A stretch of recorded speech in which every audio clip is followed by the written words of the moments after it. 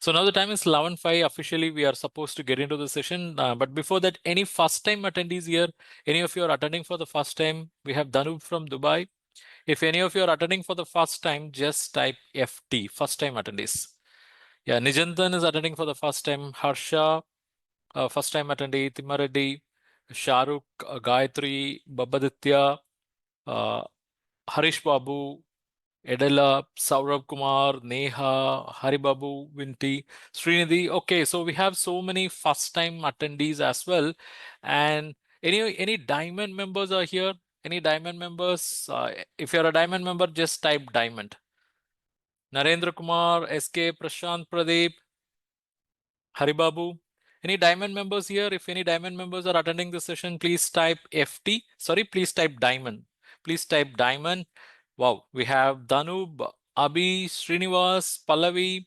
Okay, diamond members. And diamond members, I hope you know this is basically a foundation setting session where we are going to revisit the fundamentals in financial ratio analysis. Of course, you have access to advanced discussions in your diamond membership, but this is a foundation setting session, and I believe this will be a refresher session for you as well. Yeah, we have Kuldeep Rana, diamond member, Viswajit, Haribabu. Okay, so now it's time for us to get started. Let me share my presentation screen. Just let me know whether the screen is visible. Okay. I hope the screen is visible for all of you. Yeah, Mohammed, thank you so much. And now let's get into today's session. But with the permission of the Diamond members, I'll just take 1 minute time to give a quick introduction about myself because we have lot many new members as well. So you are seeing me on screen. I am CA N Raja, a chartered accountant by qualification, a teacher, trainer, a coach by passion. I started my career with State Bank of India, where I joined as credit analyst. I worked with State Bank of India for a period of 4 years. In very short period after joining as credit analyst, I was elevated as team leader of credit processing cell, where I had opportunity to work on loan proposals starting from the ticket size of 10 crore to 500 crore. So over a period of 4 years, I actually worked on 250 plus projects, which is 5,000 crore plus size. So this was the extensive exposure I gained in State Bank in credit and financial analysis. Then I came out and started my CA practice. And during my practice days also, I focused on project finance and debt syndication as my core practice areas. Parallelly, I also took up teaching assignment. I used to teach financial management and strategic financial management for the students who are pursuing professional courses like CA, CMA, CS, and so on. Then I also started teaching through online platforms like this.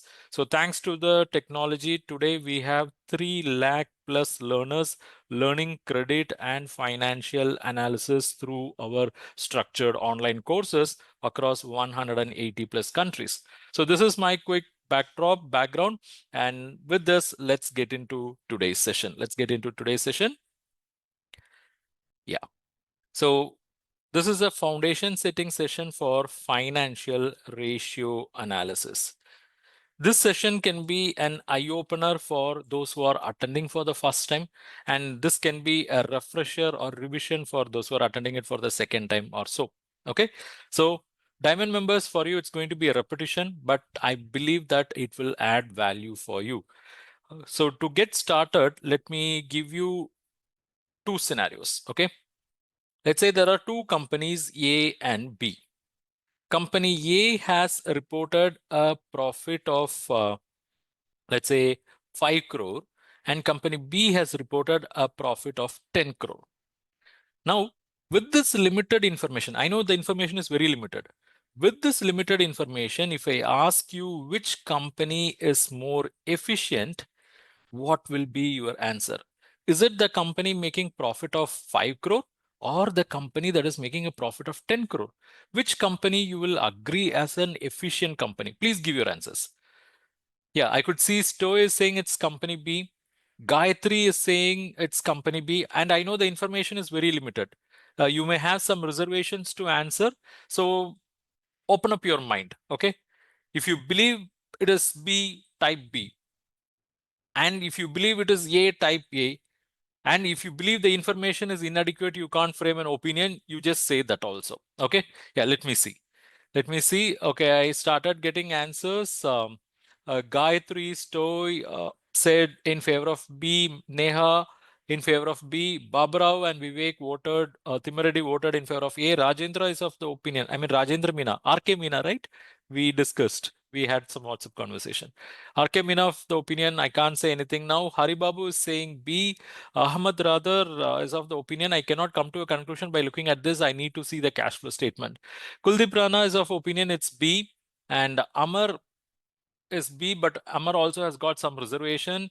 Ajas is unable to come to any conclusion. Srinivas is saying it's B. Unmukt, inadequate information. Nijantan is of the view inadequate information. Mohammed B. Saurabh can't decide. Manoj is of the opinion we need some more information. Abhi is also of the opinion we need some more information. Yeah, what about others? Just type A or B. Just type A or B. So what I could see now is we have Khalil saying we have to look into other factors as well. So based on the reply received, the majority of the answers were in favor of B, and many of you also said the information is inadequate to come to a conclusion. We need some more information. So I respect both. Whoever said B, I respect that, and whoever said they need more information, I also appreciate that.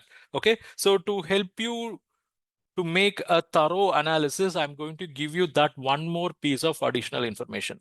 That is, sales achieved by the company A is 25 crore and sales achieved by company B is 100 crore.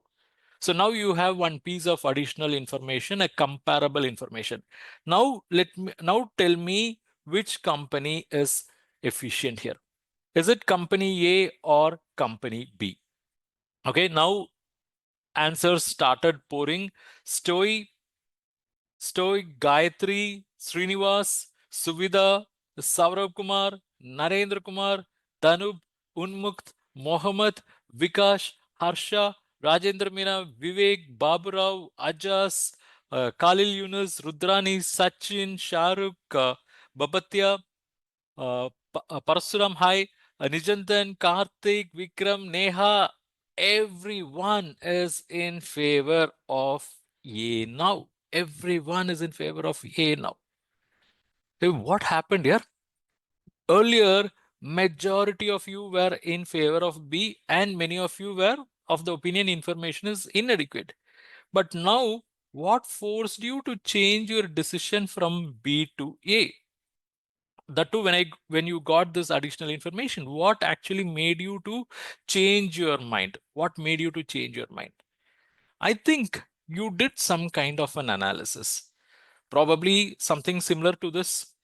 You compared 5 crore profit with 25 crore, and you understood that this 5 on 25 represents 20%, right? Then I think you also compared 10 crore with 100 crore, and you concluded that it is only 10%. So this made you to compare these two. That is, company B is making only 10% profit margin, whereas company A is making 20% profit margin.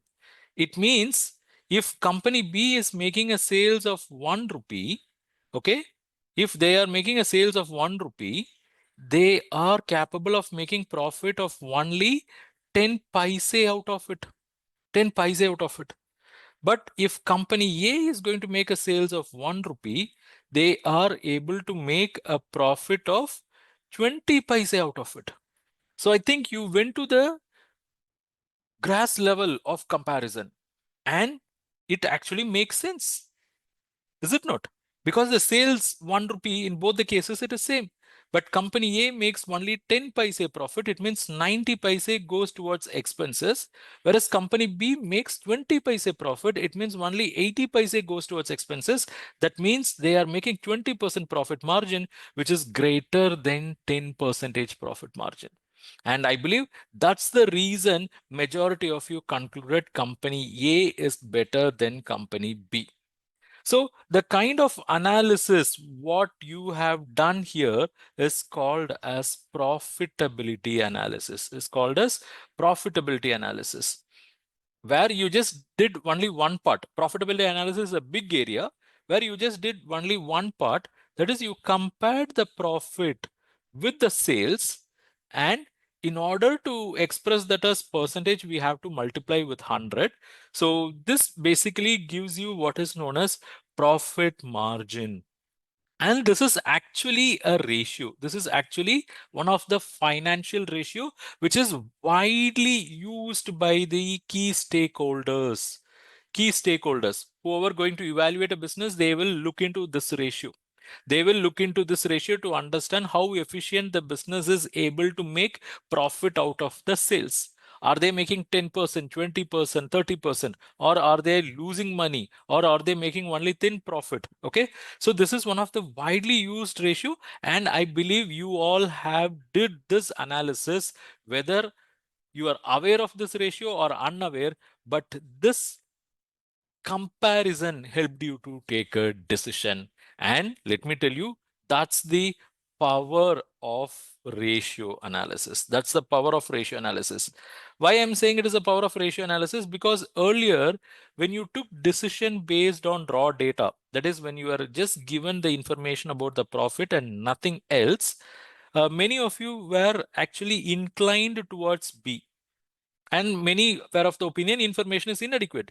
But many sided B because you are taking information by looking at the standalone. Sorry, you are taking decision by looking at the standalone information. In finance, never ever take a financial decision by looking at the standalone numbers. You have to compare them. You have to compare them with the relatable parameter. Here, profit can be compared with the sales, which is a relatable parameter. And when we compared it, it gave us an additional information. Yes or no? When we compared, it gave us an additional information. And that additional information helped us to take what is known as meaningful decision. Meaningful decision.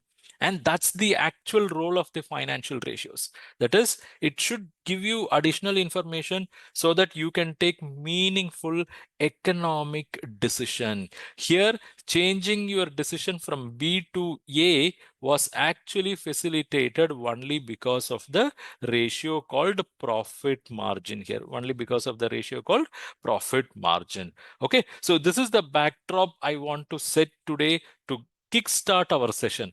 Is this clear? Whether my message is loud, clear, and straightforward? If everything is clear and if you are ready to jump into the session, just type start. Just type start so we can deep dive. Yes. Thank you. Thank you so much.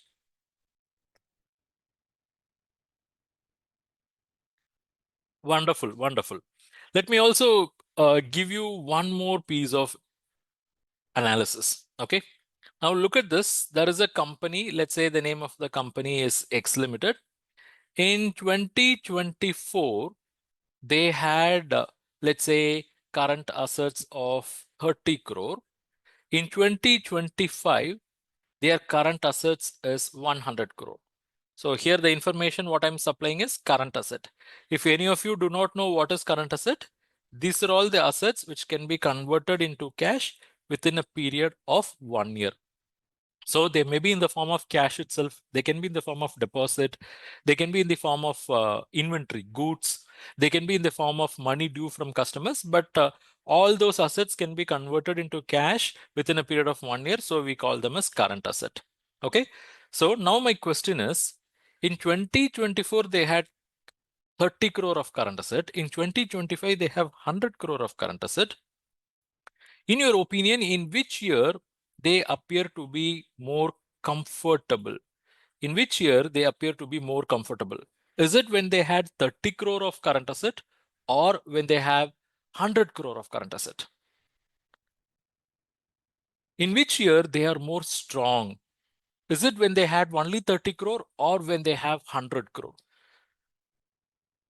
I mean, do not get into deeper analysis just because I have given only the limited information. I've given only the limited information. Look at this information and what comes to your mind. Okay, we'll do deeper analysis after this. Yeah. So let me see the responses.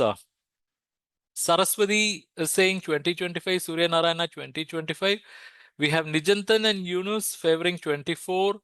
Ajas, more information needed. Vikas 2025. Imithias 2025. Krishna Prasad, Harsha 2025. We have one or two participants, Neha and Haribabu 24. Amar Sachin 25. Mohammad Ashish 25.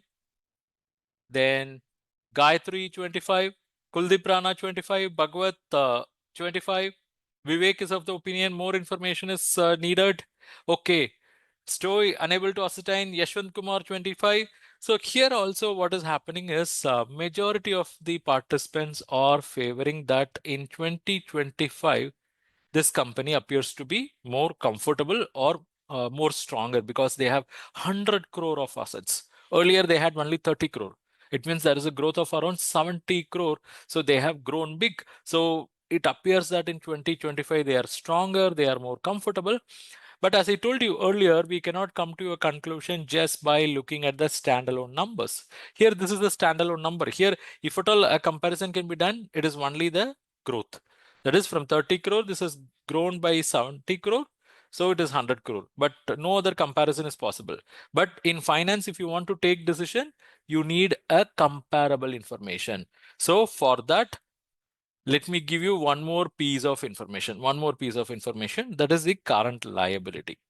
Current liability means these are all the liabilities that have to be repaid within a period of 1 year. Current assets means they can be converted into cash within a period of 1 year. Current liability means these are all the liabilities that have to be repaid within a period of 1 year. Okay. Now look at here. In 2024, their current liability is 15 crore. In 2025, their current liability is 120 crore. 120 crore. Okay. Now tell me in which year they were comfortable. Is it in 2024 or 2025? Okay. Answers started pouring. Yeah. Nijantan 2024. Okay. Harsha 24. Vikas 24. Mithyas, Saraswati, Krishna Prasad, Saravanan, Mohammad Wasim, Yashwant, Narendra Kumar, Babu Rao, Khalil Yunus, Gayatri, Srinivas, Ajas, Manmit, Sachin, Haribabu Vinti, Danub, Kuldeep Rana, Purna Chandra Rao, Rudrani, Vivek, Amar. The gap is going. The gap is going. Rudrani, yeah. Karthik, Amar, Saurabh Kumar, Ashish, Sarfraz Alam. Very good, very good. So now majority of the participants, I think no one talked about 25 or only one or two participants. Yeah. Now the majority participants are saying that it is in 2024, they appear to be more comfortable, more stronger. Why is that? It's because in 2024, they had obligations of 15 crore that have to be settled within a period of 1 year.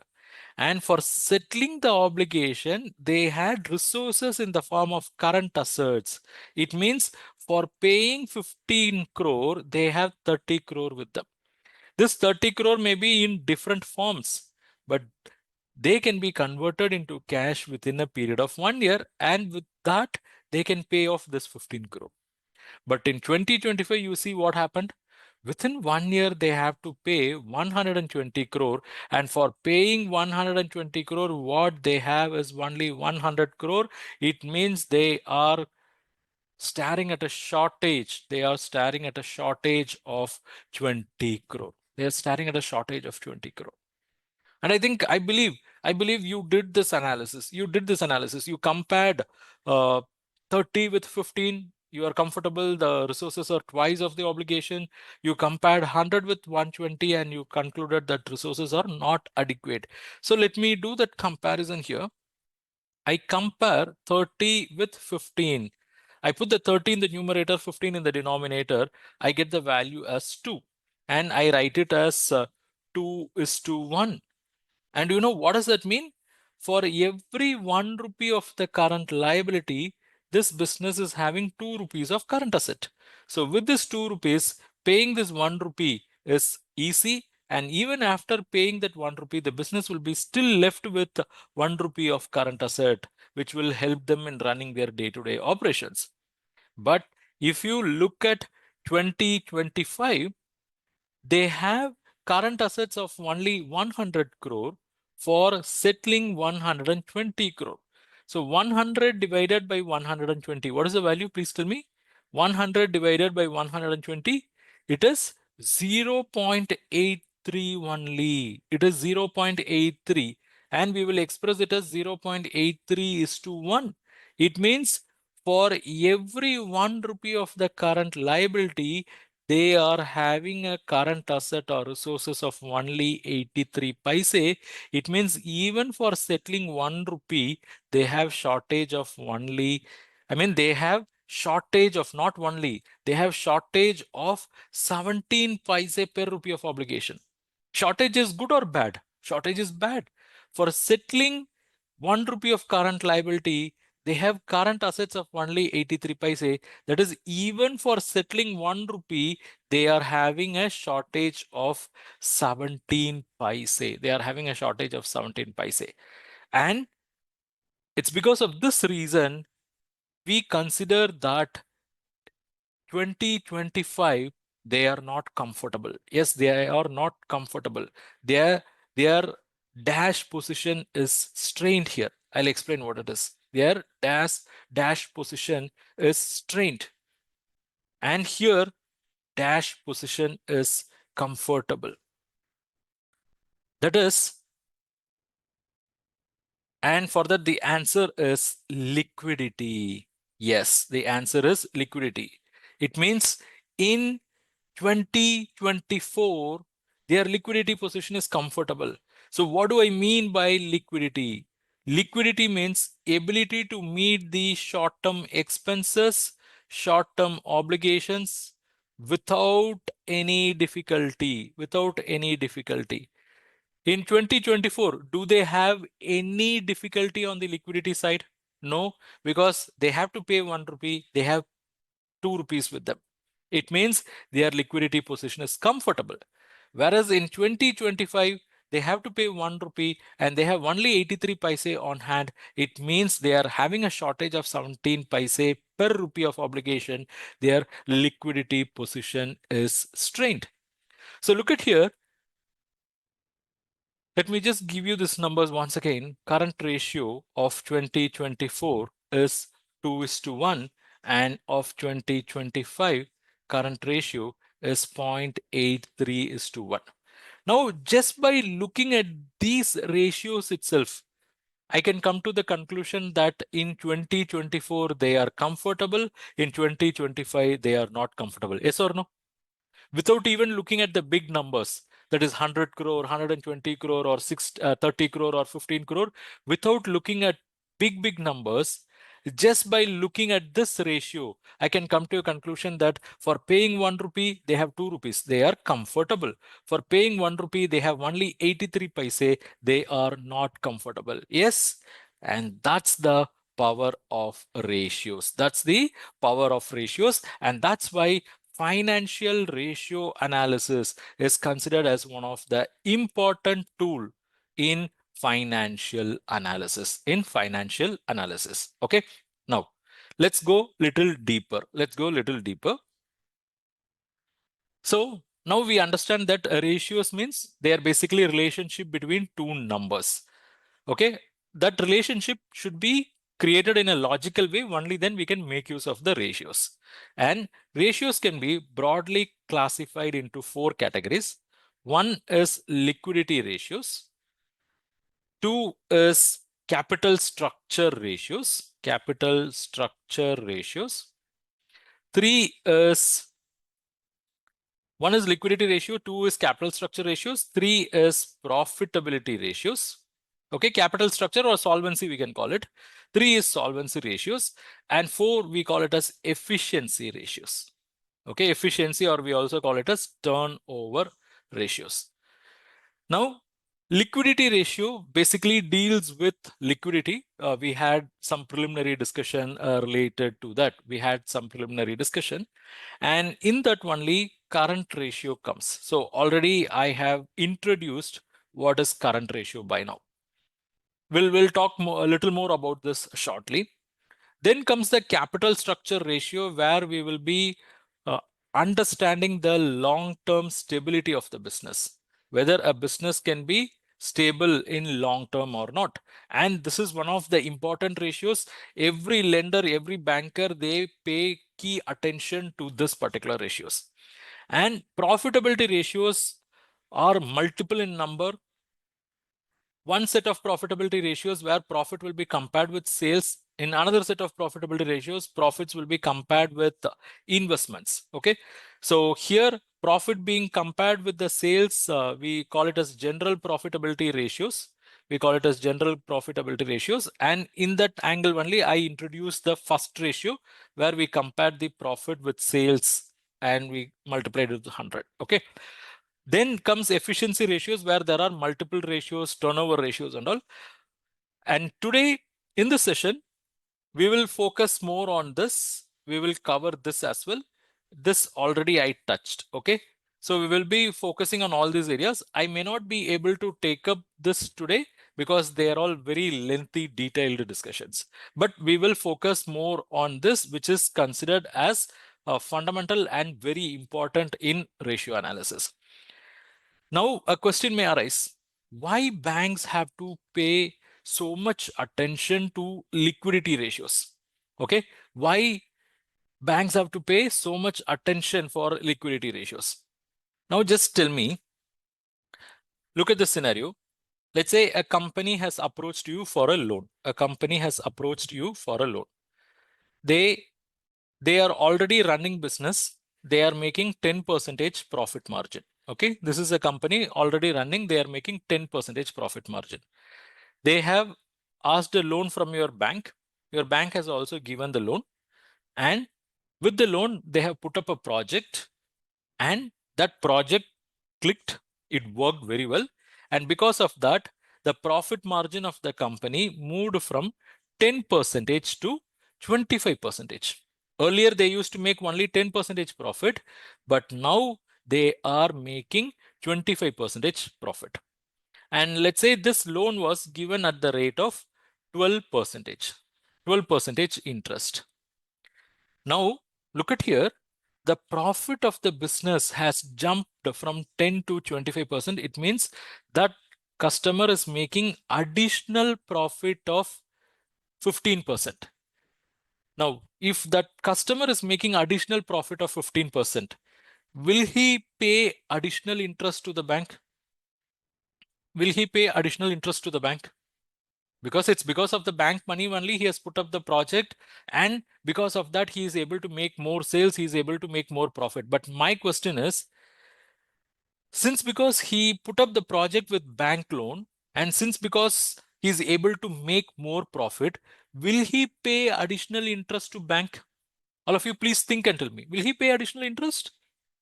Answer is absolute no. He will not pay additional interest.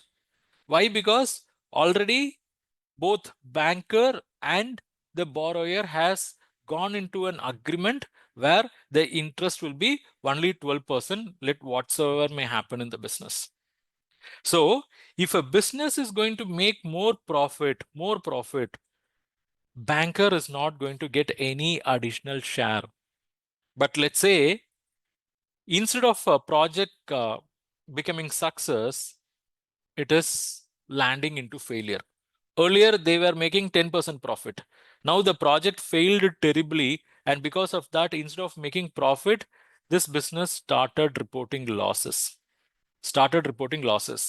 And they are not making enough cash to pay interest. So they are defaulting. They are defaulting in payment of interest and principal. Let's say the security is also not fetching any value. Okay, no value, or they are not enforceable, or they are fetching only less value than expected. In that case, the bank is exposed to loss. Yes or no? In that case, the bank is exposed to loss. Yes or no? Just tell me. Yes. in that scenario, the bank is exposed to loss. Look how contradicting it is. When the borrower makes more profit, bank will not get any additional profit. But if the borrower suffers loss, bank also has to suffer loss. Yes or no? When the borrower makes more profit, bank is not going to get additional profit. But if the borrower suffers loss, bank is also put to loss in many occasions when the security is not adequate enough. So this actually changes the focus of the bankers from profitability. Are you getting me? So bankers are not enticed, bankers are not excited when a business makes super duper profit. Why? Anyhow, they are going to get only this 12%. So what is the point? If they make 25%, what they get? Nothing, only 12%. If they make even 50%, what they get? They get only 12%. So they're not at all enticed or excited about the super duper profitability of the business. What they are particular, they want to ensure they are not put into loss, because anyhow you guys are not going to give anything in profit. So at least let us safeguard ourselves that we are not going to get into the loss. And in order to ensure that they are not going to get into loss, they focus more on liquidity analysis. Okay, they focus more on liquidity. They will see whether the business is having adequate current assets to pay off the current liabilities, because bank obligations, all the obligations will come and sit under current liability. So if the current liability have to be paid, bank should have adequate corresponding current assets, only then bank will be able to get back its interest, get back its principal. Okay, so banks always, they put their primary focus on what? They put their primary focus on liquidity, and it's because of that reason, ratio called current ratio has significant place in the analysis, Okay, so if you are a banker, what should be your ultimate focus? Tell me, if you are a banker, what should be your ultimate focus? Let the profitability be there, but your ultimate focus should be, please comment, your ultimate focus should be whether the business is liquid or not.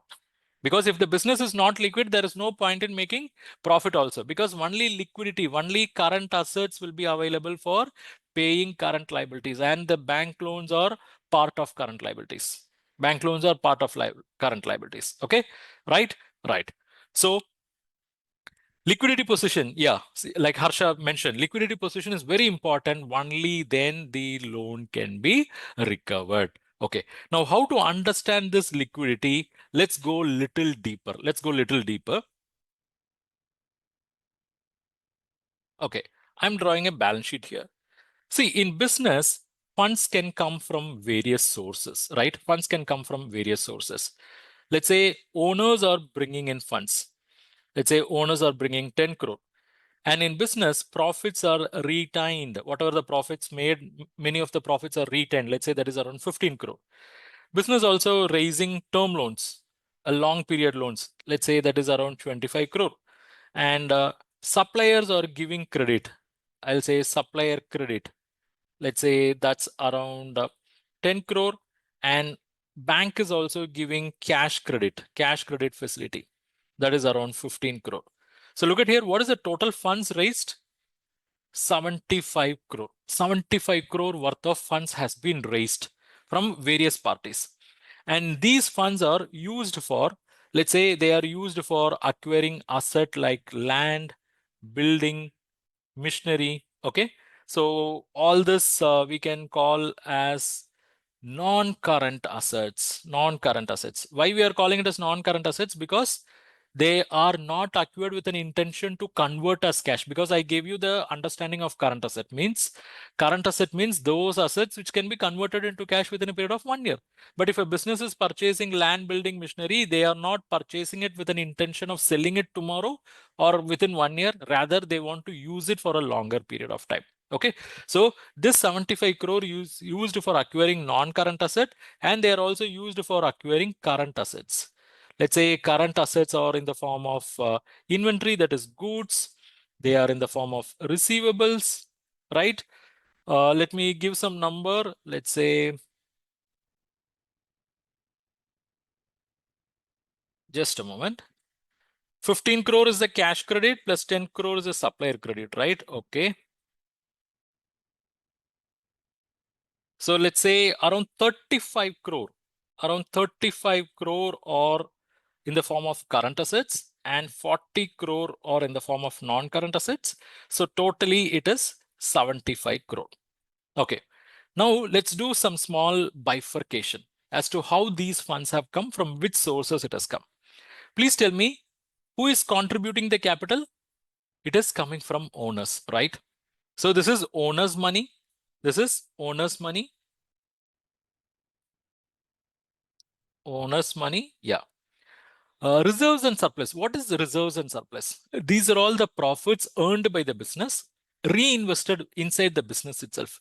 It means instead of reinvesting, ideally these should have been distributed to the owners, right? Because owners are entitled to profit. These are all profits reinvested inside the business itself instead of being distributed to the owners. So who is ideally eligible for this money, reserves and surplus? Who is the claimant for this money? Please answer. These money ideally should have been distributed to the owners. So I can say this is also owner's money. Owner's money. Harsha, not bank money, owner's money. So look at here. Out of 5 different funds, 2 funds have come from owners. One has directly come from the pockets of the owners. Pockets means owners have given the money this. Okay. Reserves and surplus are supposed to go outside the business, but it has not gone outside the business. That got reinvested within the business. Okay. But the claimant for that money is also owner. So these 2 funds, that is 10 plus 15, 25 crore has come from owners directly and indirectly. Okay. Now, term loan. Who is giving this term loan? Banker. Supplier. Again, the name itself clear. And bank. So this has come from outsiders. Term loan has come from outsider. Supplier credit has come from outsider. Bank cash credit is also from outsider. So what does that mean? We have another set of funds which has come from outsiders. That is term loan, supplier credit, bank credit. 25 plus 10, 35, 40, 50. 50 crore has come from outsiders.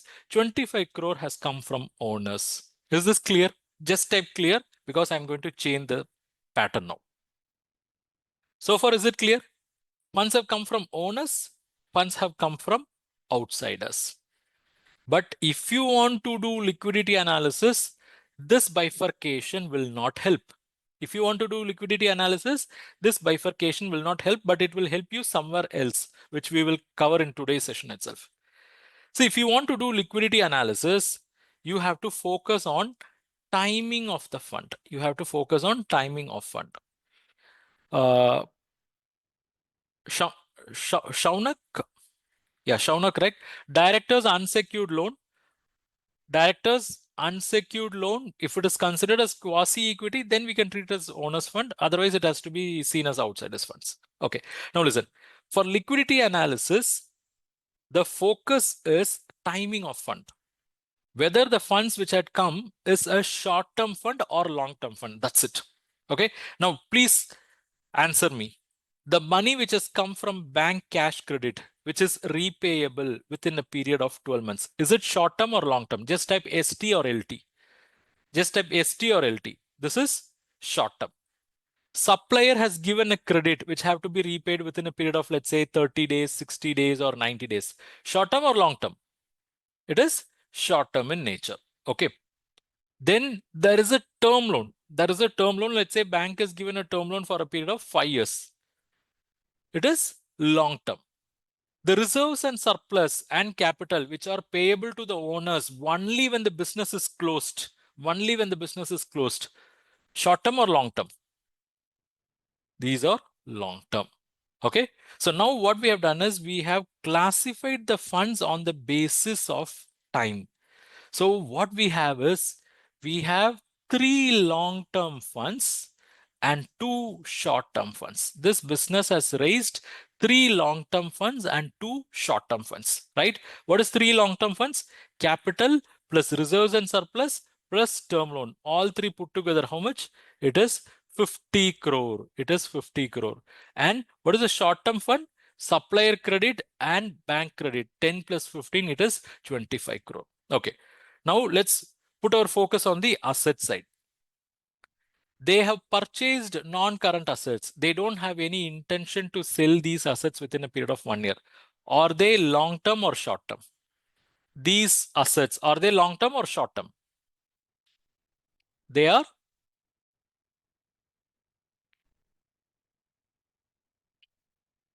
They are long-term assets. They are long-term assets. Okay, good.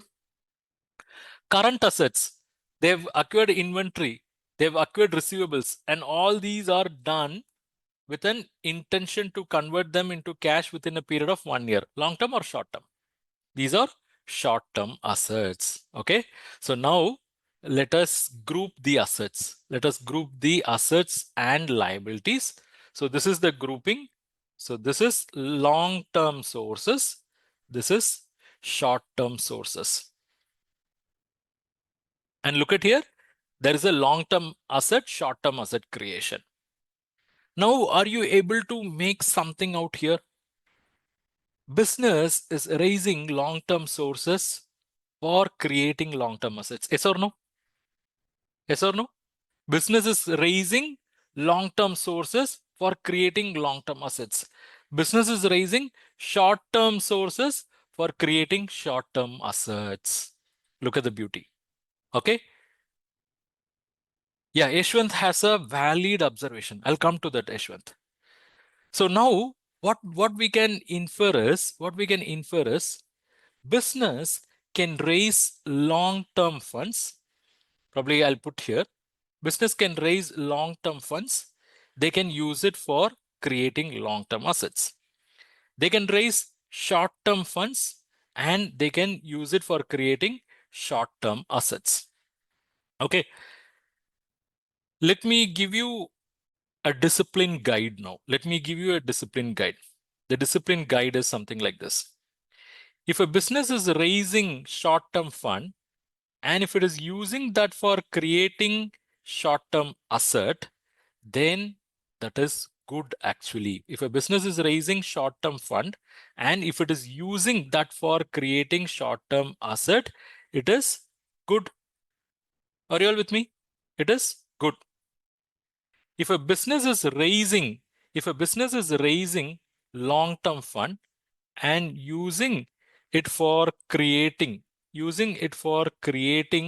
long-term asset, then that is also good. Okay. And let's say the business is raising long-term fund and using it for creating some short-term asset. If a business is raising long-term fund and using it for creating some short-term asset, then I would say this could be best. This could be best if it is as per design. If it is as per design. What do I mean by that? Look at here. Somebody already noted, right? Yeah, look at here. Here, the long-term funds, what they have raised is 50 crore, right? 10 plus 15 plus 25. But what they have used for long-term purposes only 40 crore. 50 crore has been raised, only 40 crore has been used. I'll mention that over here as well. The long-term funds, what they have raised is 50 crore. And what they have used is only 40 crore. So what happened to the remaining 10 crore? Where did the remaining 10 crore went? If 40 out of 50 is spent here, the remaining 10 should go over here. Yes or no? Yes or no? Because that is the only source, right? 40 is spent here. The remaining 10 should ideally go over here. Okay. Now listen. The remaining 10 has gone over here. Let me put that 10. Okay. And let me just come back and pick up these numbers as well. What is the short-term funds they have raised? They've raised 25 crore. Is it not? 10 plus 15. This 25 crore was the short-term funds they have raised. So let me put that here, 25. And what is the short-term asset they have created actually? The current asset, they have created 35 crore, right? So let me put that here, 35 crore. And now can you picturize how this 35 crore asset was created? How this 35 was created? This 35 asset was created using this 25. Yes or no? This 35 is created using this 25 and the remaining 10 from here. Are you all with me? Just type with you. Just type with you because you are going to get the greatest learning now. Okay. Now listen. So this 35 is created as a result of 10 from long-term funds and 25 from short-term funds. This is short-term fund. This is long-term fund. And now they have 35 crore with them. And you know what is the beauty of this 35 crore? What is the beauty of this 35 crore? This 35 crore can be converted into cash within a period of 1 year. Yes or no? When they convert the 35 crore within a period of 1 year into cash, they have to settle 25 crore. Yes or no? This has to be settled. Yes or no? Yes. When they convert the 35 crore as cash, they have to use that to settle these guys. But remaining 10 crore, should they settle? Remaining 10 crore, should they settle? No. There is no compulsion to settle. Why? Because it has come from long-term funds. Now let me tell you the beauty of it.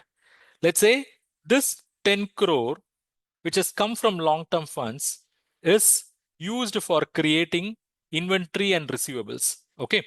So if you are going to invest 10 crore, then for sure it will generate some profit also. Yes or no? Because this 10 crore is the investment using which you are going to create inventory. You will make it as finished goods. You will sell it to the customer and you will get the cash back. And when you get the cash back, it will come with profit as well. Yes or no? Are you all with me? This 10 crore, which has come from long-term funds, is invested in the inventory, in the finished goods. They are used for producing the products which are sold to the customer. And when customer pays, you will also get the profit. Let's say this 10 crore is going to help this business in making a 10% return, that is making 1 crore profit. It means if the 10 crore is invested in this process, they will get back their cash as 11 crore. They will get back their cash as 11 crore because they are investing in their core business. So what is the profit they are making here? What is the profit they are making? The profit is 1 crore. And let's say this process takes 45 days time. This process takes 45 days time. That is, they put the inventory 10 crore and in 45 days, it is produced and sold and cash is collected from the customer. In 45 days, this 10 crore is becoming 11 crore. They are making a profit of 1 crore. So when the 11 crore comes, do they have the compulsion to pay back the 10 crore? Do they have immediate compulsion to pay back the 10 crore? Yes or no? No. I hope all of you are with me. Okay. And in one cycle, what is the profit they made? That is, in 45 days, one cycle, they made a profit of 1 crore. It means on 46th day, they can reinvest this 10 crore. They can reinvest this 10 crore, which will help them to make another 11 crore, which will help them to make a profit of another 1 crore. Yes or no? Yes, it means they can go ahead with one more cycle. So another 45 days. So in 90 days, what is the profit they have made? What is the profit they have made in 90 days?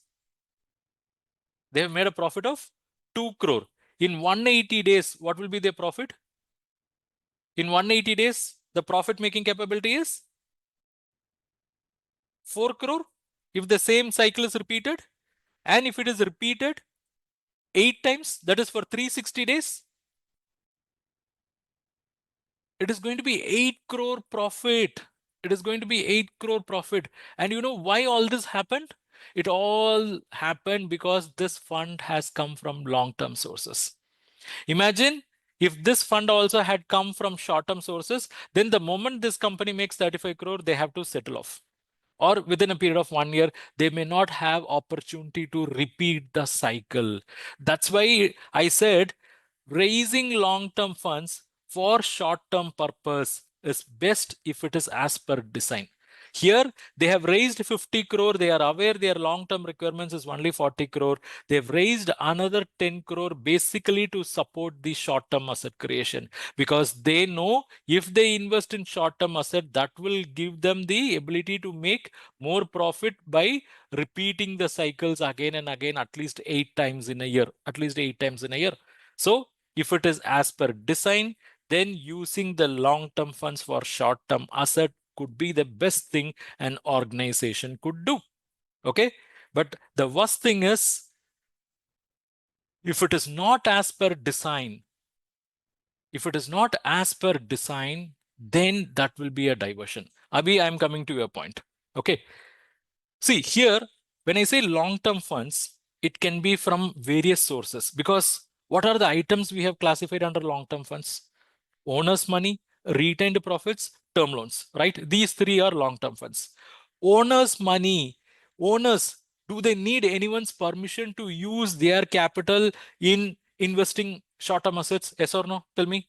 Owners, do they need anyone's permission to use their money for investing in short-term assets? Answer is absolutely no. Owners, do they need anyone's permission to use their profits, for investing in current assets? No.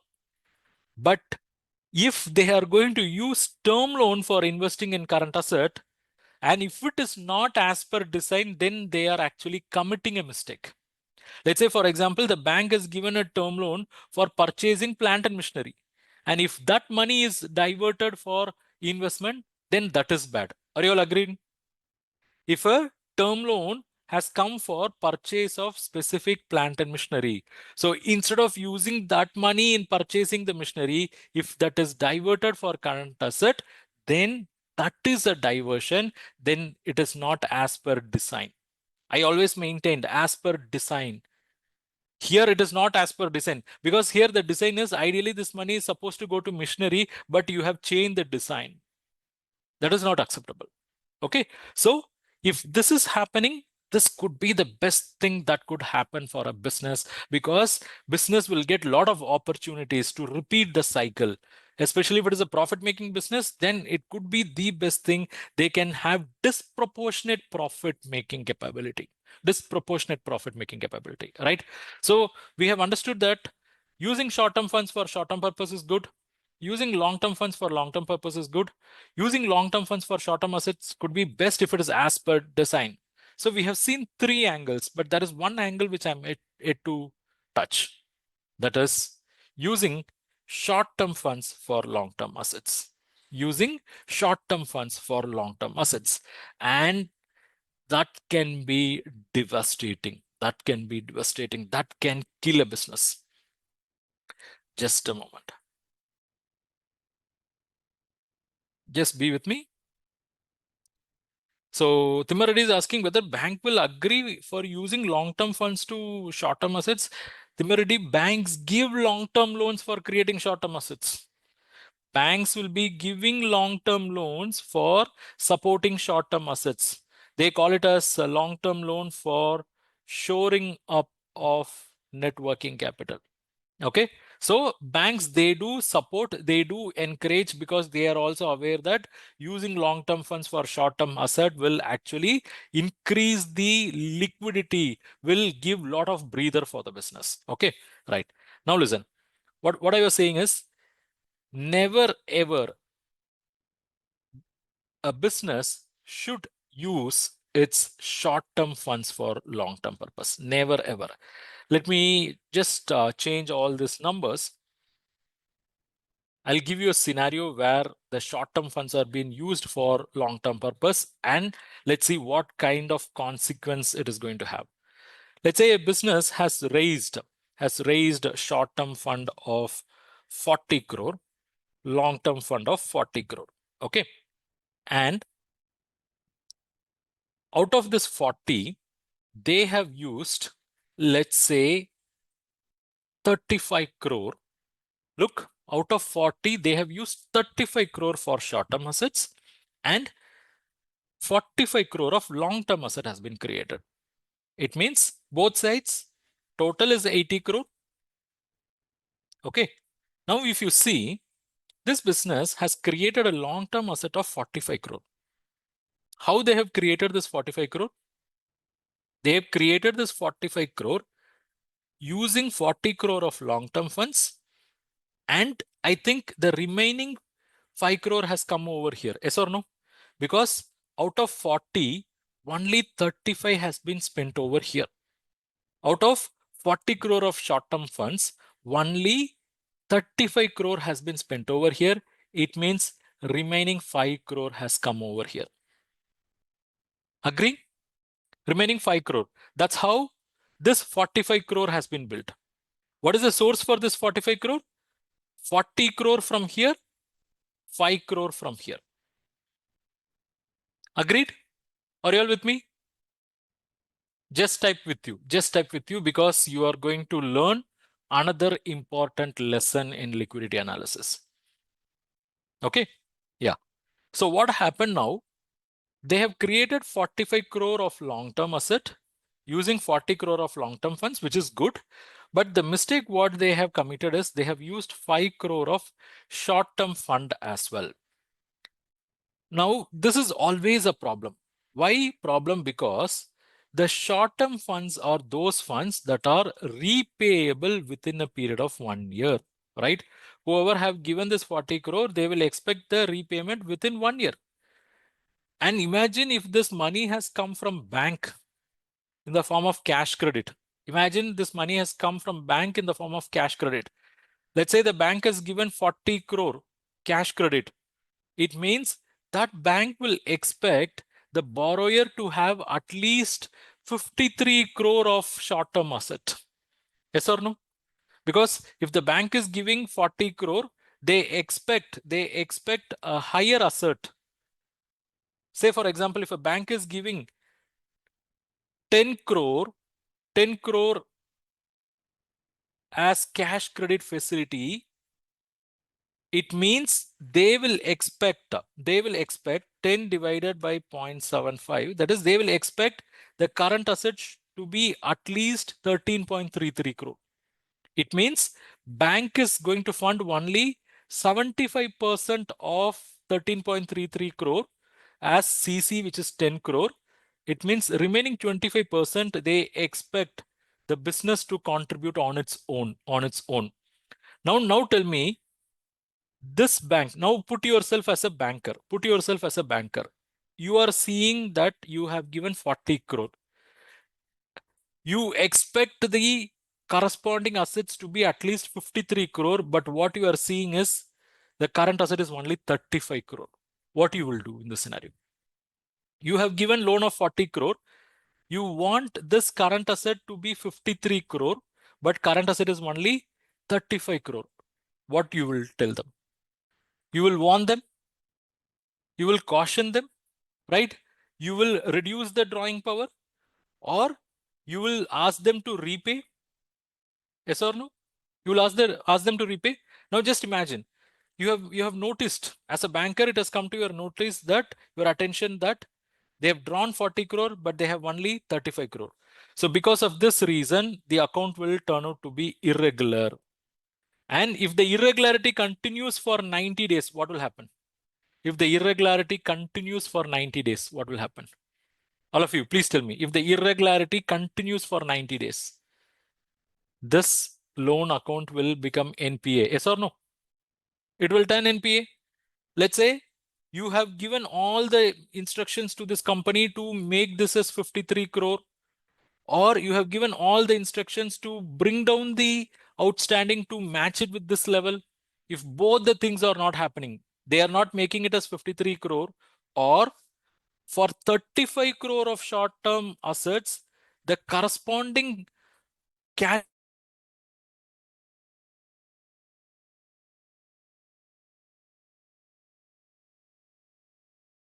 make this to 53 crore. If both things are not happening, it means account will remain irregular. And if the irregularity continues for 90 days, the account will become non-performing asset. So when the account becomes non-performing asset, think of the eventualities. What are all the things that can happen? What are all the things that can happen? What the bank will do now? Bank will try to sell all these assets, yes or no? The bank will try to sell all these assets. Am I right? Because these are all the primary securities. For recovering 40 crore, they will try to sell all the 35 crore asset. So now tell me, what is the loan outstanding? 40 crore. What is the asset available? 35 crore. So what is the loss for the bank now, or loss, or say shortage? Let us not call it as loss now itself. It is shortage. What is the shortage now? Is it 5 crore? The shortage is 5 crore.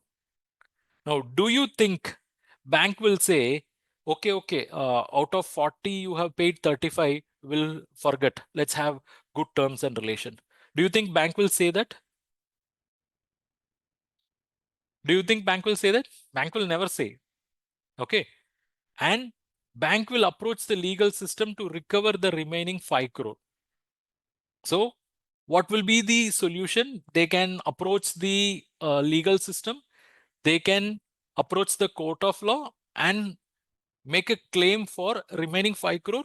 They can even ask the court to close the company. Close the company. Sarfaraz, we are looking at the terms where the collateral is restricted to the assets that are created. Okay. So what the bank will do, they want to recover the 5 crore. Let's say the collateral is not adequate to recover the 5 crore.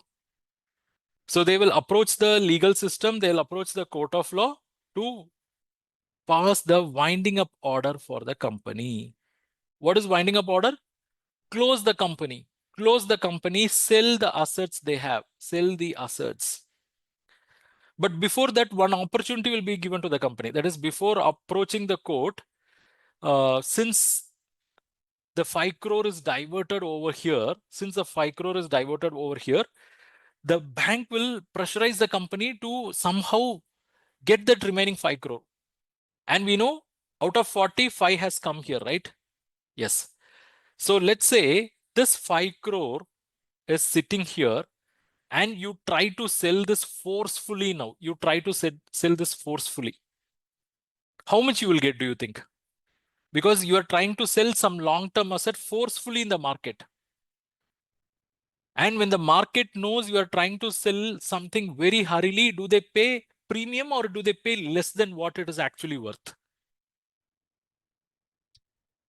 If you try to sell something forcefully because you are so desperate, you want the money, you have to settle the bankers, the bank will pay you what is less than the market value. We call it as for sale value. We call it as for sale value, less than market value. So you have diverted 5 crore over here. Let's say that 5 crore had come in for purchasing some land and you are forcefully selling that in the market at a for sale value. Let's say instead of 5 crore, you are able to get only 3.5 crore. You are able to get only 3.5 crore. Okay.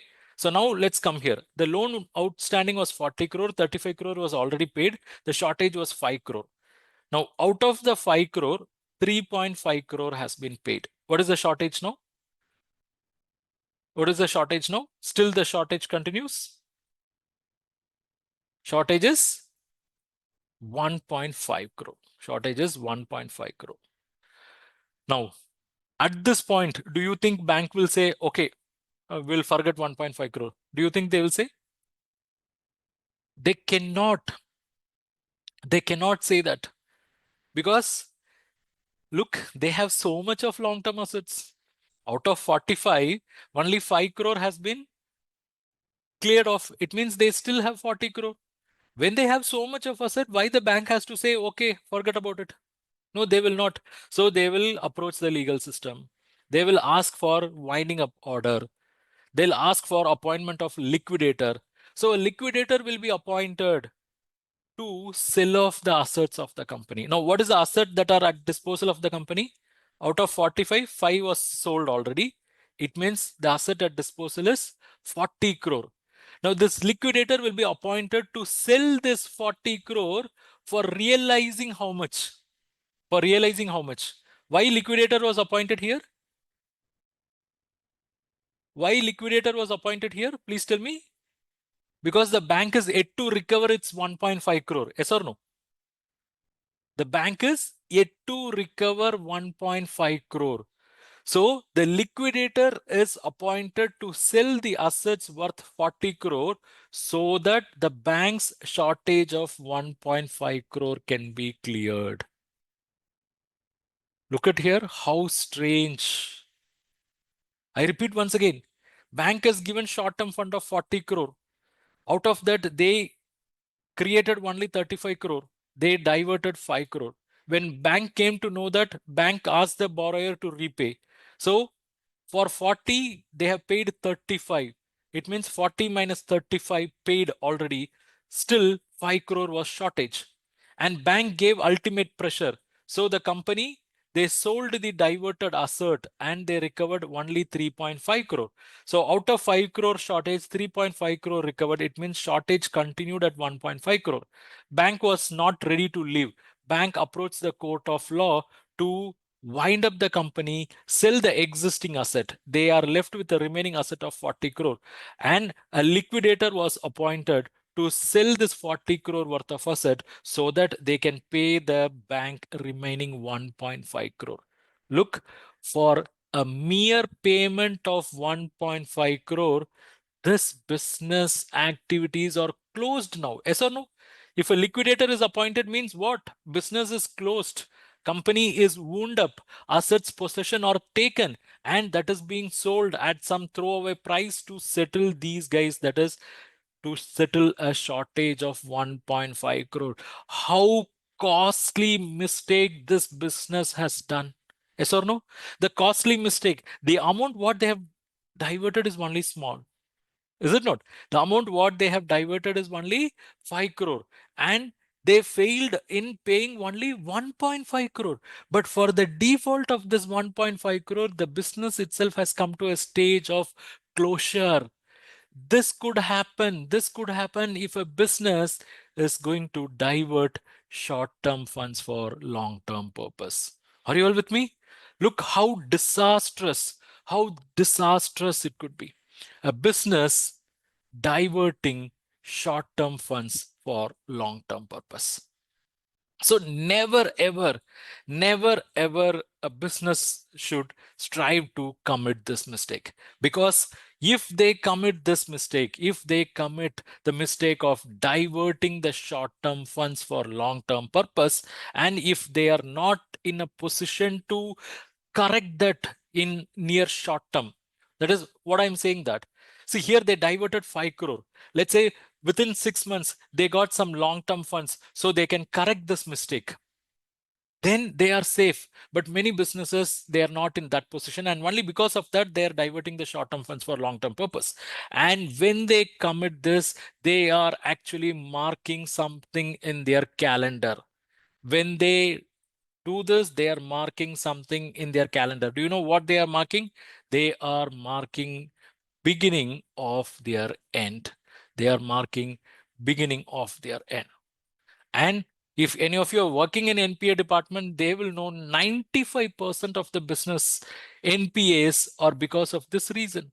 We think that business failed because of competition, because of technology, because of product quality, because of labor issues, legal issues, political issues, geographical issues. We think like that. But only 5% of the businesses are failing because of those reasons.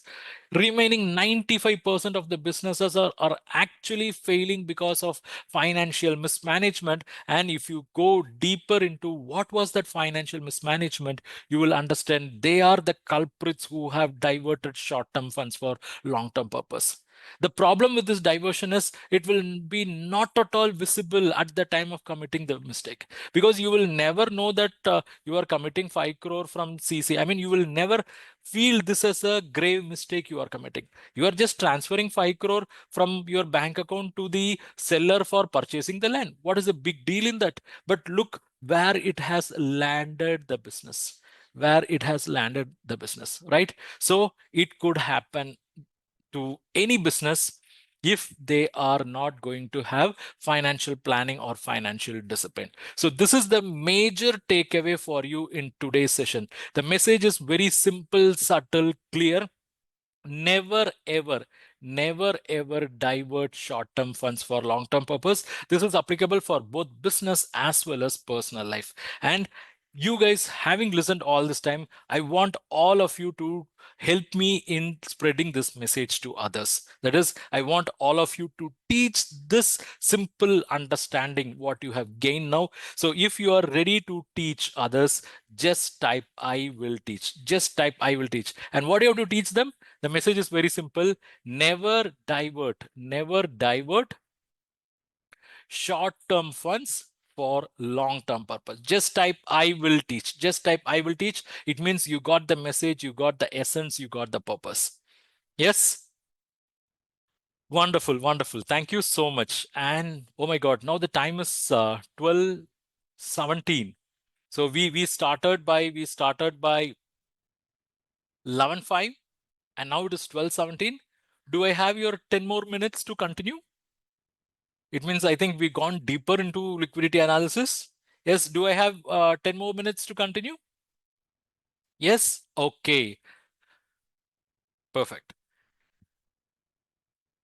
The next area, what I want all of you to focus is the debt equity analysis. Okay, debt equity analysis, which is actually a part of capital structure ratios.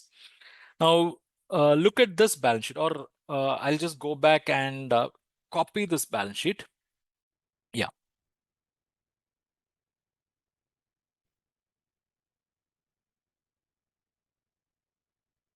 Let me just copy this balance sheet. Or I'll do one thing, I'll copy paste. Okay. Now look at this balance sheet. Here you have funds raised from various people, right? Funds raised from various people, that is owners, from outsiders. And those funds are deployed for various purposes. And already I gave you the classification. Here funds have come from two different sources. Earlier, I introduced those sources, right? The funds have come from owners. Funds have come from outsiders. These are all the funds that have come from owners. These are all the funds that have come from outsiders. So what is the overall funds that have come from owners, which is 10 plus 15, 25 crore. So we call it as equity. Equity is 25 crore. And what is the funds that have come from outsiders? It is 25 plus 10 plus 15. So outside liabilities, we call it as outside liabilities, which is 25 plus 10, 35, 35, 40, 50. So 50 crore. So in capital structure debt equity analysis, what we will do is we will compare the debt with equity. So look at here, this outside liabilities are considered as debt. Debt is 50 crore and owner's money is considered as equity, which is 25 crore. So 50 divided by 25, you get the value as 2. 50 divided by 25, you get the value as 2. Now let me put that here.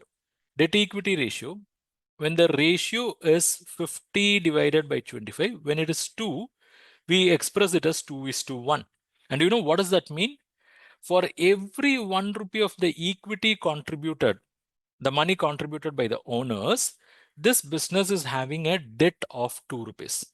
For every 1 rupee contributed by the owners, the business is borrowing debt of 2 rupees. It means if we say the business is raising 2 plus 1, 3 rupees, okay, if we say the business is raising 2 plus 1, 3 rupees, 2 out of 3, that is 67% is coming from debt, and 1 out of 3, that is 33% is coming from owners. Yes or no? 67% is coming from debt and 33% is coming from owners. And that's what this ratio communicates. So by looking at this ratio, we understand how much owners have invested in the business and how much this business is dependent on outsiders. Let me give you another scenario where debt equity ratio is 3:1.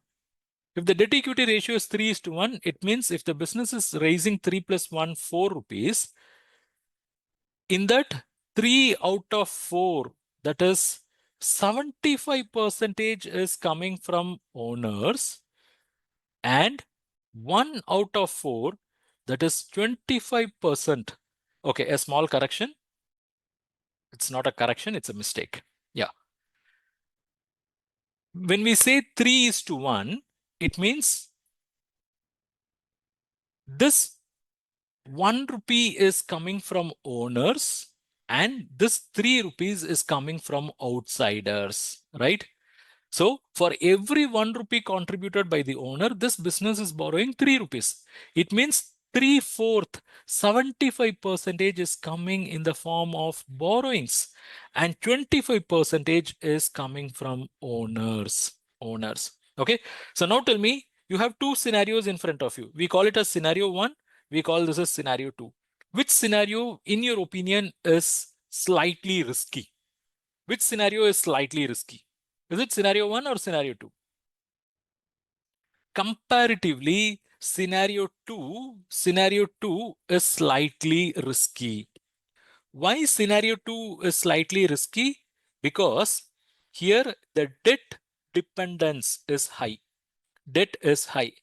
And what is the problem if the business is going to have debt, high debt? The high debt is going to attract what is known as financial risk. It will attract what is known as financial risk. What do I mean by financial risk? See, when they have more debt, they are supposed to pay interest. They are supposed to pay principal, right? When they have more debt, they are supposed to pay interest and they're supposed to pay principal. Yeah. So these have to be paid irrespective of business scenario. These have to be paid irrespective of business condition. Let's say for some or the other reason, if the sales drop or cost increases, what will happen to the profit? If for some or the other reason the sales drop or cost increases, what will happen to the profit? Profit will go down. And when profit goes down, it is possible people who have given debt, they may not get back their interest, or there may be delay in principals. And if that happens, what is the outcome? If that happens, what is the eventual outcome? The eventual outcome is default. Yes or no? Because as a bank, for how many days you will wait maximum? You will wait only for 90 days. Suppliers may not even wait 90 days because they need money exactly on the promised day. If they're not going to get in another 30 or 45 days, they'll go for legal recourse. Okay, so if a business is going to have a high debt equity ratio like this, then they are attracting what is known as financial risk. It means they may not be able to pay interest and principal when their sales drops or cost goes up, because their profit will come down and that will lead to default. Here we have seen two ratios only. One is 2:1, the other one is 3:1. Actually, the ratios can go even beyond. So we have seen 2:1, we have seen 3:1. The ratios can also go up to 4:1, 5:1, right? So there are certain banks, they put a cap at this level. They say, okay, nothing beyond 3:1. Our maximum debt equity ratio, I mean, we can tolerate the customers only with the debt equity ratio of 3:1. Okay, certain banks will go up to 4:1. There are private sector banks who are ready to go up to 4:1. And 5:1 cases and all, you will see only in case of already wedded. I mean, the customer has already availed the loan And in the next year, in the subsequent years, because of their low operation, they'll get into this kind of a ratio where the bank and the customer, they somehow manage the situation. But if a new customer is approaching a bank with the debt equity ratio of 5:1, it is not going to happen. Bank will stay away, because when the ratio is 3:1, what is the outside funds? It is 75%, right? Because I told you 3/4 is outsiders funds.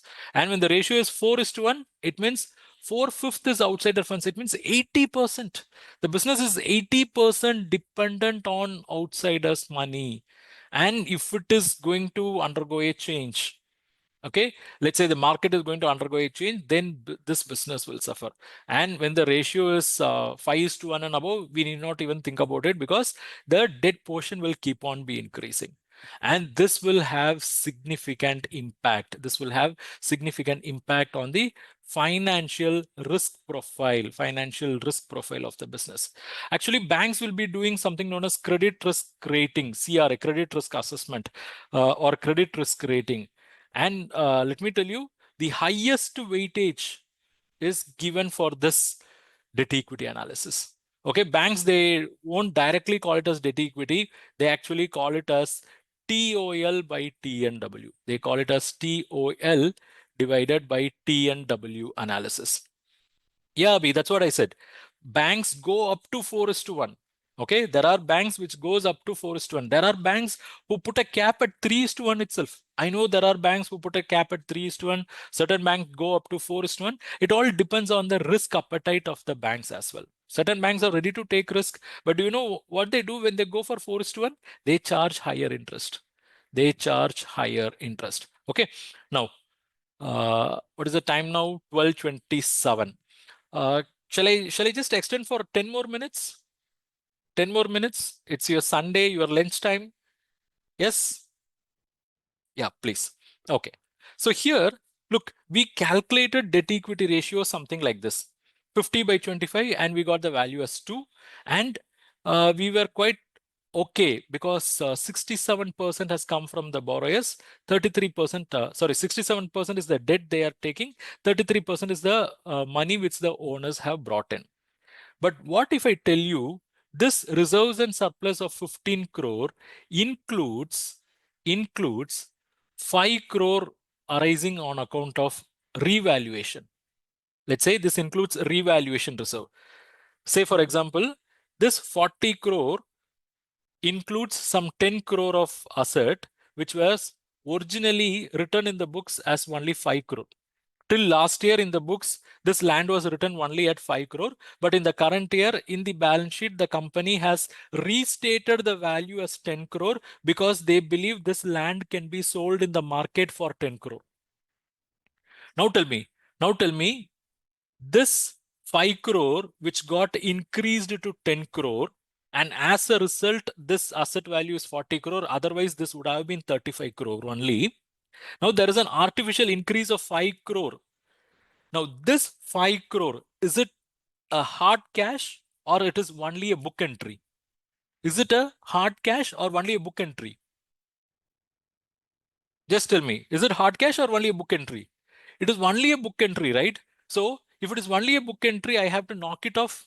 I mean, I should ideally consider the asset as 35 crore only. So if I want to remove that 5 crore from here, I should also remove it from this side. Yes or no?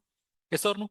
Because if I want to remove that 5 crore from here, I should also remove it from here. Can I go and reduce bank cash credit for that? Answer is no, it is real.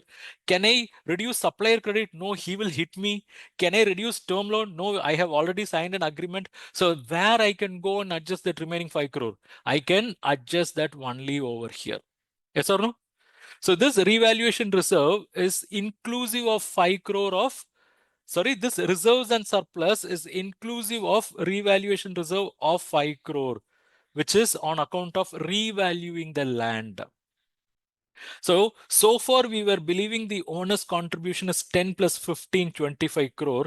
Now you tell me, is it 25 crore or 25 minus 5, 20 crore? Tell me, what is the owner's contribution? Is it 25 crore or 25 minus 5, 20? It is 20 crore only. It is 20 crore, right? So here we believed that debt is 50 crore, which is true, but we believed that owner's money equity is 25 crore, but of that I have to knock off revaluation reserve of 5 crore. So owner's money is only 20 crore. Okay. Now let me give you one more shocker. This land and, sorry, not land, this non-current asset, okay, let us say this also includes an item called goodwill. So this 40 crore is a result of multiple items, which is land, building, machinery, goodwill as well. Okay. Now, this goodwill amount is, let's say, 7.5 crore. This goodwill amount is 7.5 crore, which is included in this 40 crore. Now, just imagine the scenario where this business has defaulted the loan. So the company is unable to pay the loan. So after covering all the primary security, the bank has approached the law to take control of all other assets, sell them and get some money so that loan can be recovered. Okay.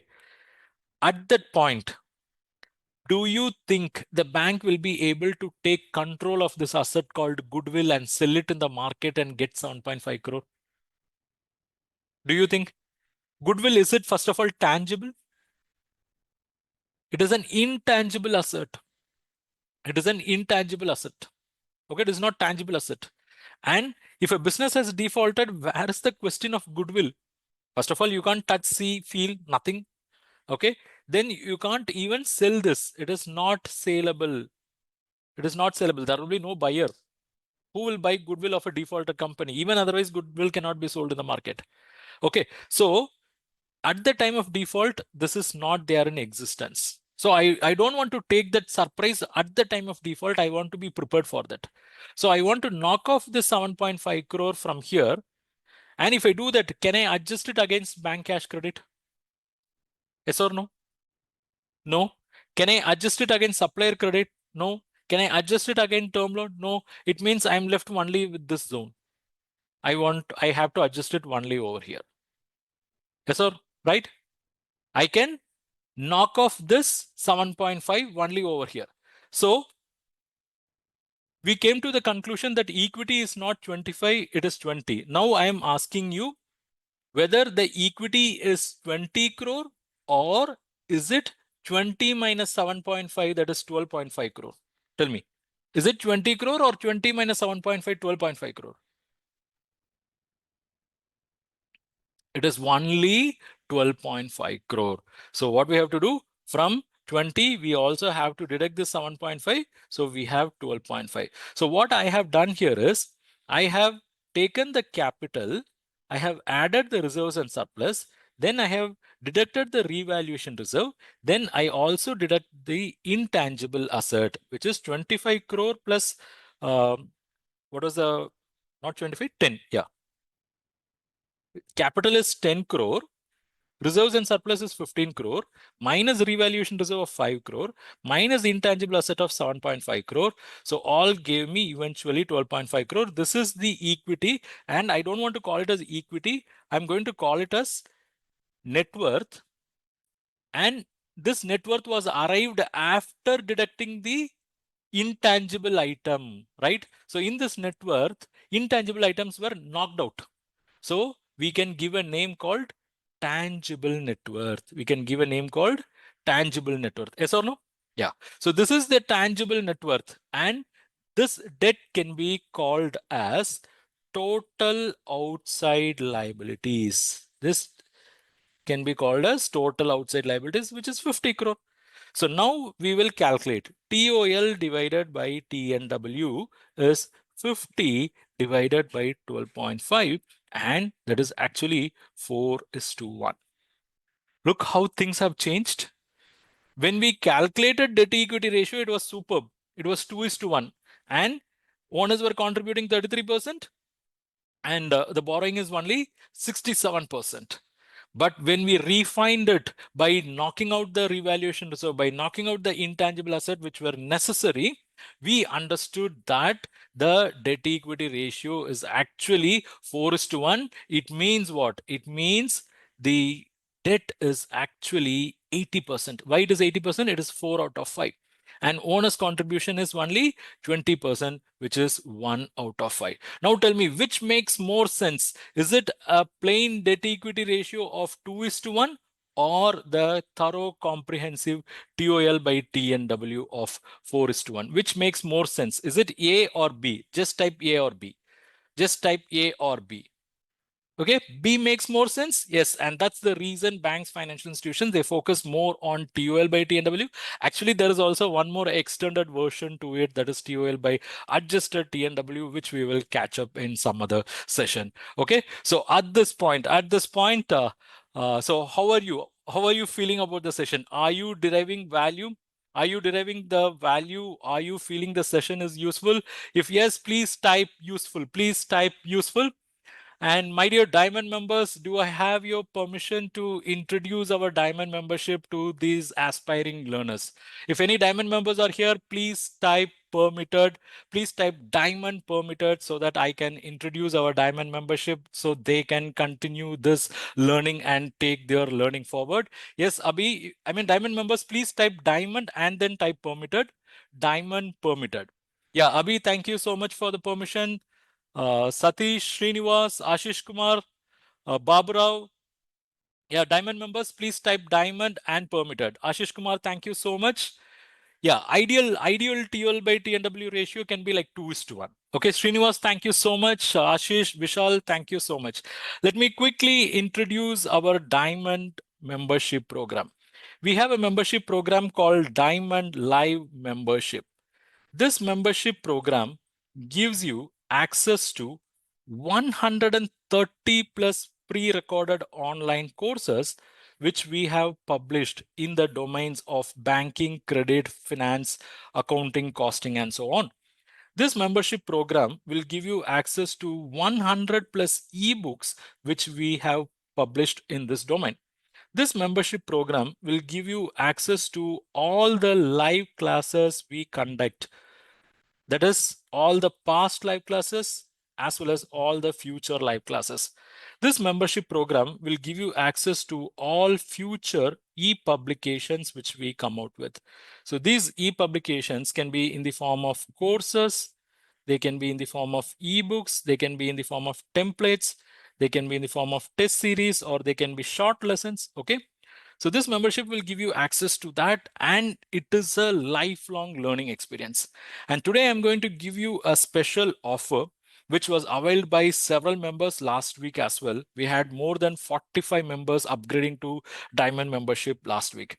So I'm going to open the window for you to upgrade to Diamond membership. And for that, what you have to do is you just have to WhatsApp me 90251 00249. Okay, you have to send me a message called Sunday Diamond right now.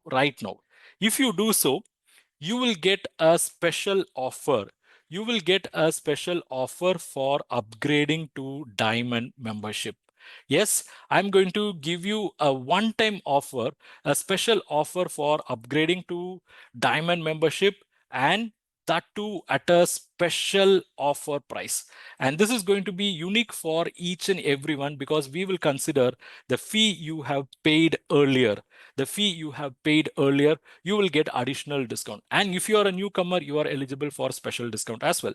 Okay, so I'm putting the number already here. It is 90251 00249. I've also given you the link. All of you just check the comment section.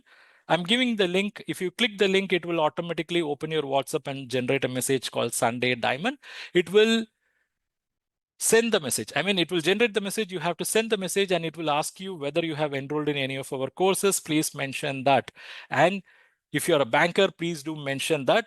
And you are going to get special offer. Okay. If you're joining now, you can avail the special price.